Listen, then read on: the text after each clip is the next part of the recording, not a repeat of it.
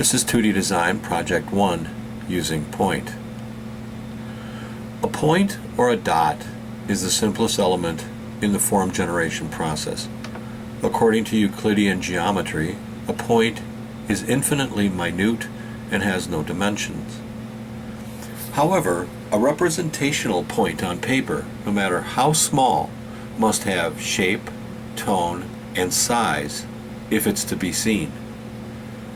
The perception of a point is determined relative to a frame of reference. For example, a point may appear fairly large when it's confined to a small format. However, that same point may appear to be very small when it's placed in a relatively large format. The size of the point must be relative to the size of the viewing or picture plane and the distance of the viewer, so that it is not misinterpreted as a circular disc or plane. The perceived point used to indicate position or location may be a shape other than a circle. These past two images provide visual examples for the application of point or dot in compositional studies. Points can create lines and define movement. Here a point is used as a repetitive mark to form a line. The lines formed by points are organized and positioned to give visual direction and the illusion of movement. In this example, sets of points create an irregular curvilinear line, such as a flying movement of an insect. Here, sets of points create 5 short lines. Their arrangements within the format creates a feeling of direction and movement. Points can also describe and divide space. Points can be used to represent a position in architectural space relative to a scale or as a referent to form a grid on which the design idea is laid out.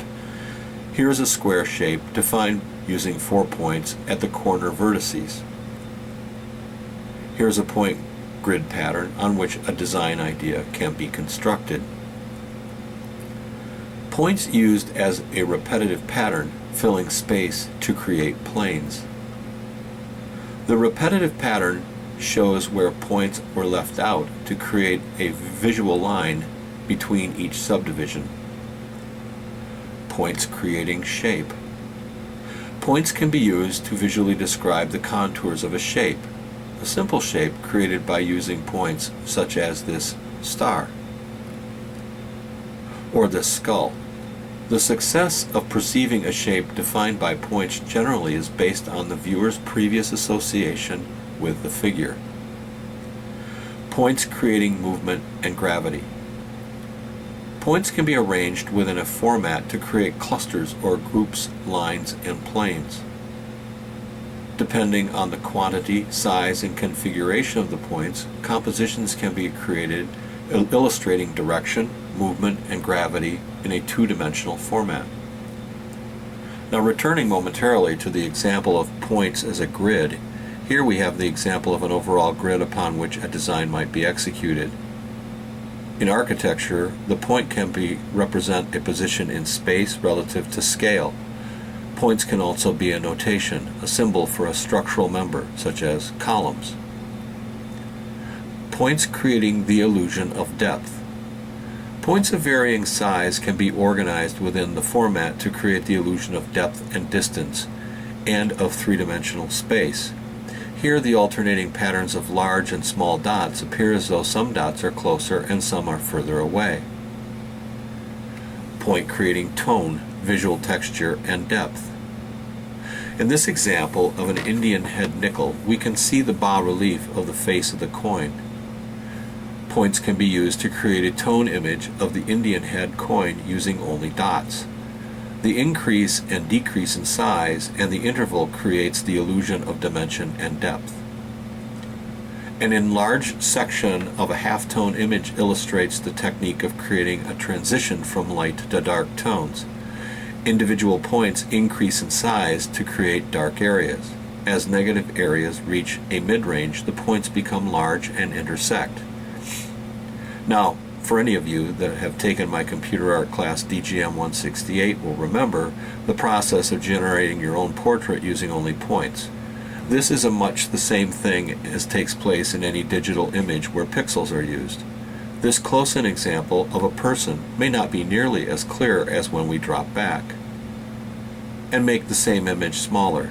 Here the point tone image becomes much more legible when it's reduced in size or the viewing distance is increased. Here are illustrations of the development of a sphere, using points to create tone and dimension. Illustrations of a landscape using point to create tonal contrast. An illustration of an apple using point to create tonal contrast. An illustration of a coffee mug using point to create tonal contrast and depth. Here's a composition using point to create a random configuration illustrating gravity or weight. Now for your assignment for part 1, I want you, using a small square format sketch page that I'll give you, I want you to make yourself a minimum of 18 copies. I want you, using points or dots, to depict the following principles of design: balance, emphasis, movement, pattern, alignment, proportion, contrast, and unity. If you are confused, please refer back to the video, The Principles of Design, that we just watched. There's a copy of it on Canvas. I want at the very least 4 concepts per principle. 4 for balance, 4 for emphasis, and so on. Now remember, there are no right answers. Your task here is to persuade. In persuasion, the only wrong answer is no answer, or no conceptual sketch. Your sketch or concept may not be exactly correct, but unless you make it and attempt to persuade me and your fellow classmates, you'll most definitely fail this assignment. This assignment is due next week at the beginning of class.